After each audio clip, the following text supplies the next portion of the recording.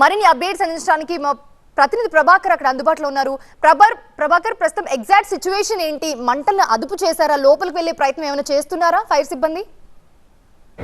Rescue operation అయితే జరుగుతుంది. అసలు ప్రమాదం ఎలా జరిగింది అనే దానిపైన, ఎక్కడి నుంచి మొదలైంది అనే దానిపైన ఫైర్ సిబ్బందితో పాటుగా అటు ఎన్డీఆర్ఎఫ్ టీమ్స్ కూడా, ఎస్డీఆర్ఎఫ్ అండ్ ఎన్డీఆర్ఎఫ్ టీమ్స్ కూడా ఆరా తీస్తున్నాయి. చూడొచ్చు, మీకు క్లియర్గా ఎక్స్ప్లెయిన్ చేసే ప్రయత్నం చేస్తాను. ఎగ్జాక్ట్గా 1043 పిల్లర్ ఇది మనం స్క్రీన్ పైన చూస్తున్నాం. ఈ 1043 పిల్లర్ పక్కనే ఇక్కడ టాయ్ బజార్ ఉంది. టాయ్ బజార్తో పాటుగా హెల్మెట్ షాప్స్, అట్లాగే కింద అన్ని కూడా ట్రావెల్ షాప్స్ ఉన్నాయి, ట్రావెల్ ఏజెన్సీ షాప్స్ ఉన్నాయి. ఈ పక్కన కేఎస్ఆర్ ఫ్యాషన్స్ ఉంది. కొంచెం దీన్ని మనం జూమ్ అవుట్ చేసుకుంటే ఇది ఎగ్జాక్ట్గా అమీర్పేట్ టువర్డ్స్ ఎస్ఆర్ నగర్ వెళ్ళే దారి. ఇక్కడ మెట్రో స్టేషన్ కూడా మనకు కనబడుతుంది. ఇది శ్రీనివాస్ నగర్ కమాన్ ఇది.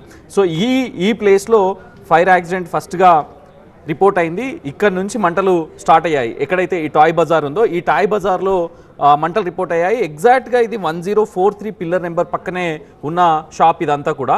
సో ఇక్కడ నుంచి స్ప్రెడ్ అవుతూ ఈ కేఎస్ఆర్ ఫ్యాషన్స్ దగ్గరికి వచ్చాయి. ఇదంతా కూడా కేఎస్ఆర్ ఫ్యాషన్స్ ఇక్కడ మనకు కనిపిస్తున్నాయి.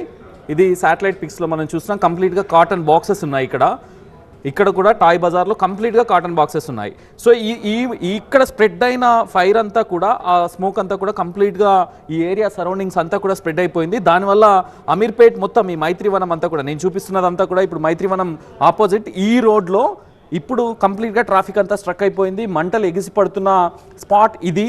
ఇక్కడ నుంచి స్మోక్ అంతా కూడా స్ప్రెడ్ అవుతుంది. సో ఈ రోడ్ మొత్తం బ్లాక్ చేశారు. ఇది అందరూ తిరిగే హెవీ ట్రాఫిక్ ఉండే మైత్రివనం బిల్డింగ్ ఇదంతా కూడా మనం చూస్తున్నాం. ఇప్పుడు ఈ మైత్రివనం ఎగ్జాక్ట్గా ఆపోజిట్లోనే ఈ యాక్సిడెంట్ జరిగింది.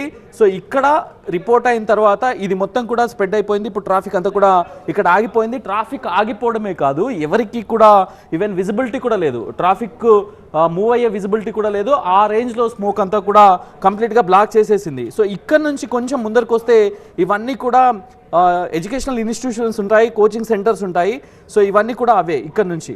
సో ఈ మైత్రివనం పక్కన కానీ లేకపోతే వెనకాల హర్ష మెస్ ఉంటుంది.